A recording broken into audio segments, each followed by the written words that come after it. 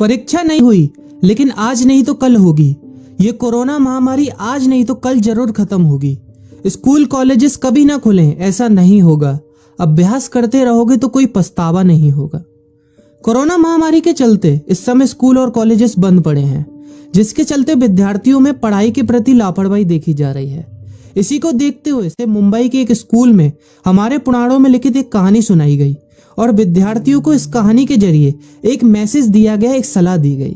कहानी ये थी कि एक बार भगवान इंद्र किसानों से नाराज हो गए और उन्होंने घोषणा कर दी कि 12 साल तक बारिश नहीं होगी, आप फसलों को नहीं उगा पाएंगे। भगवान इंद्र से किसानों ने विनम्रता पूर्वक विनती की।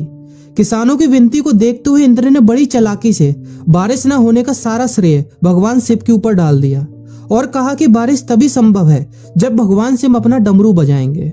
लेकिन इंद्रदेव भगवान शिव के साथ पहले ही गुप्त रूप से चर्चा कर चुके थे और उनसे किसानों के साथ सहमत नहीं होने के लिए भी अनुरोध कर चुके थे। जब किसान भगवान शिव के पास बारिश के लिए विनती करने के लिए गए तो उन्होंने भी कह दिया कि बारिश तभी होगी जब मैं 12 साल बाद अपना डमरू बजाऊंगा। निराश होकर वापस लौटते किसानों ने 12 साल तक इंतजार करने का फैसला किया। लेकिन उनमें से एक किसान वापस लौटकर नियमित रूप से अपना काम कर रहा था, खेती कर रहा था, यहाँ तक कि बीज भी बो रहा था। अन्य किसानों ने यह देखकर उस किसान का मजाक उड़ाना चालू कर दिया। कुछ किसानों ने उससे पूछा भी कि आप अपना समय और ऊर्जा क्यों बर्बाद कर रहे हैं, जबकि आप जानते हैं कि 12 साल तक बारिश नहीं होने वाली। उस किसान ने जवाब दिया कि मुझे पता है कि बारिश के बिना मेरी फसल नहीं आएगी, लेकिन मैं ये सब केवल अभ्यास के रूप में कर रहा हूँ। 12 साल बाद मैं फसलों को उगाने और खेतों में काम करने की प्रतिक्रिया को भूल जाऊंगा। शरीर की काम करने की आदत छूट जाएगी और शरीर आलस का शिकार हो जाएगा।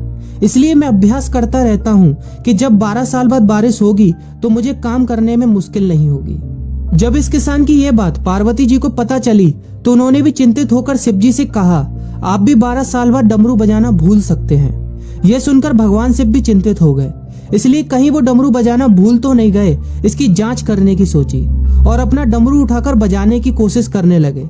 कोशिश करते हुए जैसे ही डमरू से आवाज आई वैसी बारिश होने लगी और जो किसान नियमित रूप से अपना काम कर रहा था उस किसान का खेत फसलों से हरा भरा हो गया। लेकिन बाकी सभी बारिश का इंतजार करते किसानों को पछतावा हुआ, क्योंकि उन्होंने अभ्यास करना भी छोड़ दिया था।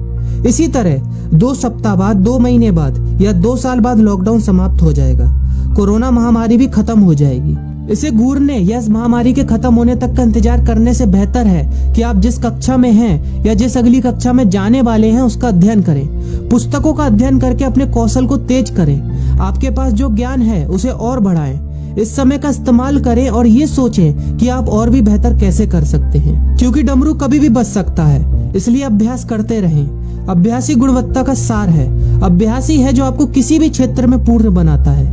अगर आप अपनी पढ़ाई के प्रति लापरवाही छोड़कर अभ्यास करते रहेंगे तो जब काम करने का समय आएगा, जब भी परीक्षा देने का समय आएगा, तो आप हर चुनौती और अपने हर क्वेश्चन का जवाब देने के लिए तैयार रहेंगे।